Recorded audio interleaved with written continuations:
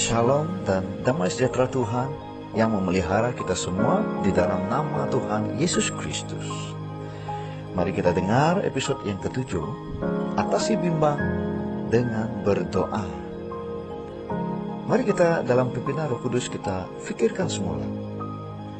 Tahukah Anda bimbang dapat diatasi dengan berdoa?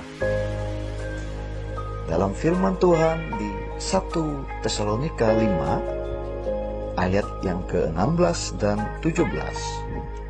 Saya baca untuk Anda. Bersukacitalah senantiasa, tetaplah berdoa. Kita lihat di sini saudara, mungkin ada yang bertanya, kenapa kita perlu berdoa kepada Tuhan? Bukankah Tuhan itu Maha Tahu? Bukankah Tuhan tahu semua tentang kita? Kenapa perlu kita beritahu Tuhan? Bukankah Tuhan sudah tahu? Soalan ini saudara, sebenarnya untuk mereka yang tidak matang dalam kehidupan rohani.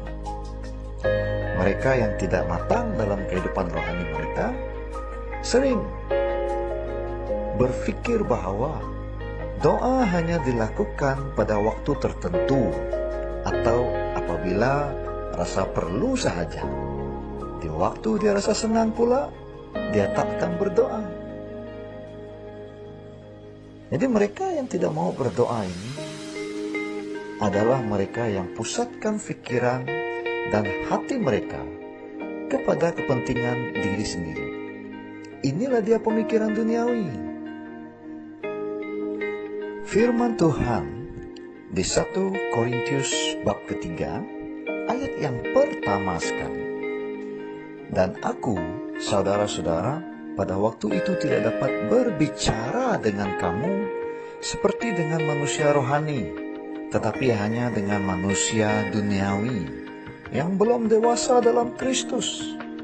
Dari sini kita lihat ada dua golongan manusia.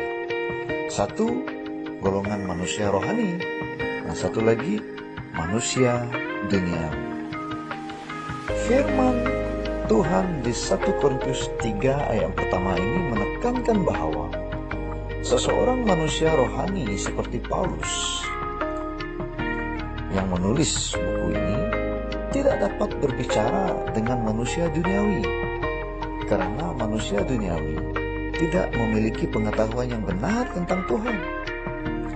Nanti disalahartikan segala message yang disampaikan oleh Tuhan.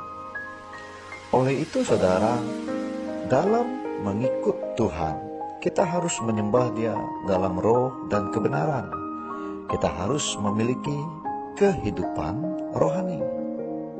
Terbukti saudara, apabila Roh Kudus memimpin Paulus untuk menulis surat di Korintus ini, Roh Kudus mau beri message kepada kita semua. Pesan Roh Kudus adalah supaya kita semua memiliki kehidupan rohani yang dipimpin oleh Roh Kudus, agar kita dapat pengertian tentang segala pekerjaan Tuhan dalam hidup kita. Apabila manusia itu memiliki pikiran duniawi, Tuhan tidak dapat berbicara kepada dia dengan lebih baik. Oleh itu terbukti seorang manusia rohani yang mementingkan doa dan hubungan dengan Tuhan setiap hari akan lebih mendengar dan mengerti suara Tuhan. Dan suara Tuhan yang kita dengar adalah suara mukjizat yang membuatkan hidup kita tenang dalam segala hal, penuh dengan mukjizat karena dijauhi dari perasaan bimbang. Kita baca semula firman Tuhan di Matius 26 ayat yang ke-41. Berjaga-jagalah dan berdoalah supaya kamu jangan jatuh ke dalam percobaan. Roh memang penurut, tetapi daging lemah. Ini pesan Yesus buat semua pengikutnya. Ini pesan Yesus buat kita semua. Hidup ini memang ada pencobaan. Tetapi orang yang bimbang akan jatuh dalam pencobaan karena tidak mendapat kekuatan untuk mengharungi pencobaan itu. Bagaimana kita boleh dapat kekuatan Tuhan? Kita boleh dapat itu dengan berdoa. Berdoa membuatkan kita mendapat kekuatan baru. Kekuatan baru ini bukan kekuatan kita sendiri, saudara. Kekuatan baru ini adalah kekuatan Roh Kudus yang berserta kita. Dan kekuatan Tuhan melalui Roh Kudus. Kekuatan itulah yang mencipta dunia ini. Kekuatan itulah yang menang ke atas dunia ini. Dan kekuatan yang telah mengalahkan dunia ini sekarang dengan kuasa Roh Kudus berdiam di dalam kita.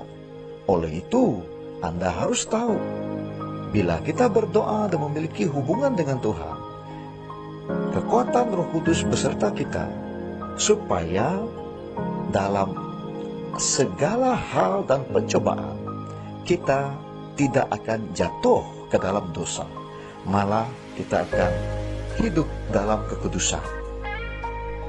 Sudah tertulis di Yakobus bab yang kelima ayat 16 dan 17. Karena itu hendaklah kamu saling mengaku dosamu dan saling mendoakan supaya kamu sembuh. Doa orang yang benar, bila dengan yakin didoakan, sangat besar kuasanya. Elia adalah manusia biasa, sama seperti kita. Dan ia telah bersungguh-sungguh berdoa supaya hujan jangan turun, dan hujan pun tidak turun di bumi selama 3 tahun dan 6 bulan. Lalu ia berdoa pula, dan langit menurunkan hujan, dan bumi pun mengeluarkan buahnya. Kita lihat di sini, saudara, seseorang yang dipakai Tuhan harus memiliki hubungan yang rapat dengan Tuhan. Dan cara kita tahu bagaimana hubungan kita rapat dengan Tuhan adalah dengan berdoa.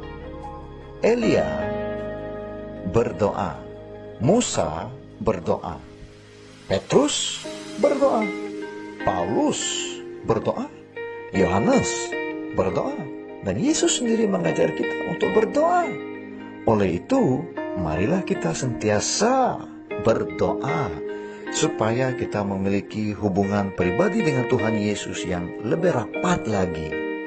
Janganlah kita merasa diri kita sudah pandai, tetapi rendahkan dirimu, karena kita tidak pandai, tapi Tuhan yang pandai. Kita tidak sempurna, tetapi kita boleh hidup dalam kesempurnaan apabila kita hidup di dalam Yesus Kristus. Carilah Tuhan, carilah Dia, berdoalah selalu agar hidupmu diberkati. Inilah yang kita mau, agar kita sama-sama memiliki damai sejahtera Tuhan dalam kasih Kristus. Amin. Ya, shalom, puji Tuhan, kita telah tamat episode yang ke-7 dan akan bersambung ke episode yang ke-8, atasi bimbang. Jadi saya percaya Anda diberkati dan ingin kongsikan message ini kepada yang lain. Thanks for your support. Please like and subscribe channel ini agar Anda diupdate untuk episode-episode yang seterusnya. Di dalam nama Tuhan Yesus, segala sokongan Anda adalah sokongan bagi pekerjaan Tuhan. Tuhan Yesus memberkati. Amin.